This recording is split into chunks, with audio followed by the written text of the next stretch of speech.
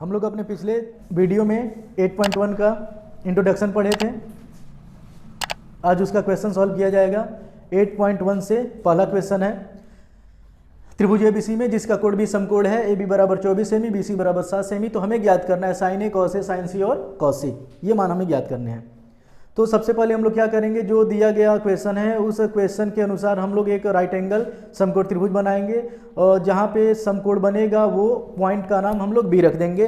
तो एक त्रिभुज हम बनाए हैं जिसका नाम रख दिए ए बी सी, और यहाँ पे समकोण बनेगा तो इसके लिए इस पॉइंट को बी रखेंगे। बी को और कहीं पे नहीं रखा जा सकता है क्योंकि पॉइंट बी पे ही हमारा समकोण बनना है। अब इस त्रिभुज में हमारे पास साइड दो है, साइड दो मालूम है, तीसरा साइड हमें नहीं मालूम है। तो इस तीसरे साइड को निकालने के लिए हम पिछले वीडियो में बताए थे पाइथागोरस का प्रमेय। तो त्रिभुज एबीसी में पाइथागोरस का प्रमेय लगाएंगे। पाइथागोरस का प्रमेय लगाएंगे। Using Pythagoras theorem in triangle ABC we have AC square is equal AB square plus BC square. ये पाइथागोरस का प्रमेय है। जो हाइपोटेनियस होता है हम लोगों का वो परपेंडिकुलर और बेस के स्क्वायर के सम के बराबर होता है। अब यहाँ पे वैल्यू हम लोग रखेंगे।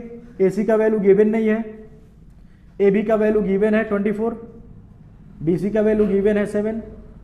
AC स्क्वायर इज इक्वल 24 का 2 टाइम मल्टीपल यानी 24 इंटू 24, दो बार इसका प्रोडक्ट निकालेंगे तो आएगा 5 7 6 49,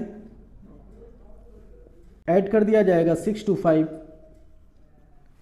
AC square is equal to 6 to 5, AC is equal to root में 6 to 5, AC is equal to 6 to 5 का फैक्टर कर दिया जाए 6 to 5, फैक्टर किया जाएगा 5 से डिवाइड किया जाए 1 2 5 2 5 5 1। यहाँ पे पेयर बन गया 5 इंटू 5 का, तो 6 to 5 को लिख सकते हैं हम लोग 5 इंटू 5 इंटू 5 इंटू 5। तो AC is equal to 5 into 5 25 सेमी। ये निकल गया AC 25 सेमी। यहाँ पे दिए गए त्रिभुज की तीनों भुजाएं हमें ज्ञात हो चुकी, 24 सेमी, 7 सेमी और 25 सेमी। अब कोई भी त्रिकोणमितीय अनुपात, कोई भी ट्रिग्नोमेट्री फंक्शन पूछे तो हम बहुत ही आसानी से इस ट्रायंगल को देख के बता सकते हैं। जैसे कि इसका पहला क्वेश्चन जो है साइन ए का वैल्यू पूछा है, साइन ए का वैल्यू पूछा है। साइन ए का वैल्यू प्राप्त करने के लिए हम लोग साइन ए का फार्मूला जो पिछले वीडियो में बताए थे, साइन ए का फार्मूला क्या होता है, लंबाई कर्ड। लंबाई कर्ड को इंग्लिश में क्या बोलते हैं, परपेंडिकुलर बाय हाइपोटेनस, P/H। अब सबसे इंपॉर्टेंट इसमें यह है कि चेक करेंगे कि पॉइंट ए इस त्रिभुज में कहां पर है। तो पॉइंट ए देखा जाए तो त्रिभुज के अपर साइड में है। तो इसके लिए हम बताए थे कि जब कोण यहां पर बनता है तो उसके लिए ये जो है वो P का काम करता है और ये जो है वो B का काम करता है, H तो हमारा यही रहता है। तो साइन ए का वैल्यू निकल जाएगा, P का वैल्यू देखेंगे तो P का वैल्यू क्या है 7, H का वैल्यू क्या है 25। तो साइन ए का वैल्यू निकल गया 7/25। इसी तरह कॉस ए के लिए आएंगे तो कॉस ए, तो कॉस ए का तो फार्मूला सबसे पहले लिखेंगे। तो कॉस ए का फार्मूला क्या होता है, आधार बट्टे कर्ड,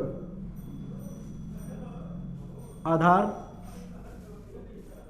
बाई कर्ड, जिसको इंग्लिश में हम लोग लिख सकते हैं B/H, बेस बाई हाइपोटेनस। अब ए यहाँ पे भी पॉइंट के लिए ए के लिए बात किया गया है, तो यहाँ पे हाइपोटेनस के लिए तो 25 हो जाएगा, लेकिन इसका बेस यहाँ पे क्या है 24, तो 24/25। अब दूसरे क्वेश्चन के लिए चलते हैं, साइन सी। साइन सी, तो साइन का हम लोग फार्मूला जानते हैं, फार्मूला क्या होता है, लंब बटा कर्ड, जिसको इंग्लिश में क्या कहते हैं P/H, परपेंडिकुलर बाई हाइपोटेनस। अब यहाँ पे P का वैल्यू परपेंडिकुलर, तो P का वैल्यू, अब देखो यहाँ पे एंगल जो है चेंज हो चुका है, यहाँ पर A था और यहाँ पर C है, तो अब हमारा परपेंडिकुलर और बेस चेंज है। अब पिछले वीडियो में ये बताया गया था कि जब एंगल यहाँ पर बन जाए पॉइंट सी पे बन रहा है, पॉइंट सी यहाँ पे है, तो ये हमारा क्या हो जाएगा, परपेंडिकुलर हो जाएगा, ये हमारा क्या हो जाएगा, बेस हो जाएगा, और हाइपोटेनस जो है वो कभी चेंज नहीं होगा। तो sine C P by H, तो देखा जाएगा तो यहाँ पे पी 24 है, 24, और हाइपोटेनस कितना है 25, साइन सी हो गया। कॉस सी के लिए आएंगे तो कॉस सी सेम एंगल, तो कॉस सी का फार्मूला होता है आधार बटे कर्ण, जिसको इंग्लिश में बोलते हैं बेस बाय हाइपोटेनस। चित्र में देखा जाए तो यहाँ पे इसका आधार क्या हो जाएगा 7, कर्ण क्या हो जाएगा 25, तो कॉस सी बेस इसका है 7, हाइपोटेनस इसका 25। तो इस तरह से 8.1 का क्वेश्चन नंबर 1 सॉल्व हो चुका। कहीं पे यदि किसी को दिक्कत है तो वो कमेंट करके बता सकता है। चलते अपने दूसरे क्वेश्चन की तरफ। दूसरा क्वेश्चन है, एक ट्रायंगल बनाया गया है जो एनसीईआरटी के बुक में दिया हुआ है, जिसका नाम रख दिया गया पी क्यू और आर। परपेंडिकुलर इसका गिवन है 12 सेमी, पी आर 13 सेमी, हमें क्यू आर ज्ञात करना है। इस त्रिभुज में 2 साइड हमें पता है, तीसरी साइड हमें नहीं मालूम है, तो इस तीसरी साइड को निकालने के लिए हम लोग पाइथागोरस प्रमेय का यूज करेंगे। और पाइथागोरस प्रमेय होता क्या है, पाइथागोरस प्रमेय कर्ण का स्क्वायर, लंब का स्क्वायर प्लस आधार का स्क्वायर। अब कर्ण यहाँ पे कितना दिया हुआ है 13, लंब दिया हुआ है 12, आधार दिया हुआ है क्यू आर का होल स्क्वायर। 13 का स्क्वायर कर देंगे 169, 12 का 144 प्लस क्यू आर का होल स्क्वायर।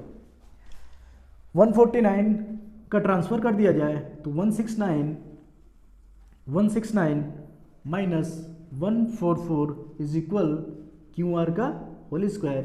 169 और 144 को घटाने पर हमको मिल जाएगा 9452 इज इक्वल क्यू आर का होल स्क्वायर। स्क्वायर को हटा दिया जाए राइट साइड से तो ये रूट में चला जाएगा क्यू आर, और 25 का स्क्वायर रूट सभी लोग जानते हैं कितना हो जाएगा 5 सेमी। तो इस प्रकार क्यू आर का जो वैल्यू है वो निकल के आ गया 5 सेमी। अब यहाँ पे जो त्रिभुज हमारे पास है, त्रिभुज पी क्यू आर, उसके तीनों साइड हमें मालूम है। अब क्वेश्चन है, question 10p minus cot R का मान ज्ञात करना है। क्वेश्चन में 10p माइनस कॉट आर का मान ज्ञात करना है। क्वेश्चन नंबर 2 है।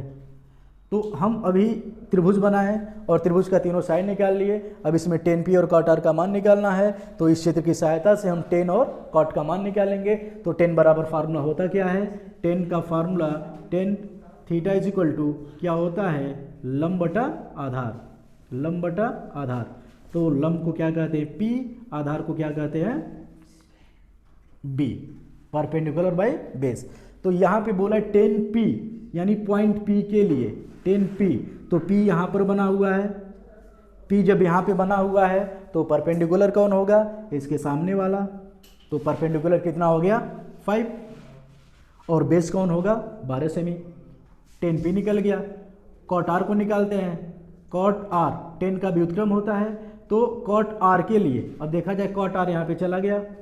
कॉट आर जब यहाँ पे चला गया तो ये हमारा क्या हो जाएगा p, और ये हो जाएगा b। तो कॉट आर का फार्मूला हो जाएगा आधार बटा लंब, जिसको बोला जाता है बेस बाई परपेंडिकुलर। तो cot R is equal to यहाँ पे b कितना है 5, b5, r के लिए b5 और परपेंडिकुलर 12। अब question 10p minus cot R का वैल्यू निकालना है। तो हम 10 और कॉट दोनों का मान निकाल चुके हैं। 10p का 5/12, कॉट आर का 5/12, ये दोनों वैल्यू यहाँ पे रख दिया जाए तो 10p के स्थान पे 5/12 और कॉट आर के स्थान पे भी 5/12।